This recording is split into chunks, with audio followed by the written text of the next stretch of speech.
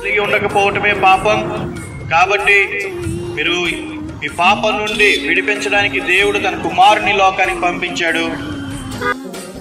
కాబట్టి అటువంటి గొప్ప దేవుడు మరి మిమ్మల్ని మరణం నుంచి తప్పించుటకు సమర్థుడైనటువంటి దేవుడు ఆయన యొక్క రక్తంలో మీ యొక్క తెలియజేస్తున్నాం. ప్రభువారు తెలియజేస్తున్నారు, నేనే మార్గము సత్యము జీవమునై ఉన్నాను.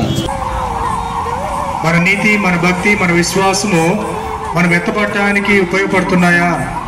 అవి సరిపోయినటువంటి విశ్వాసం మనం కలిగి ఉంటున్నామా? నేను వచ్చినప్పుడు భూమి మీద విశ్వాసం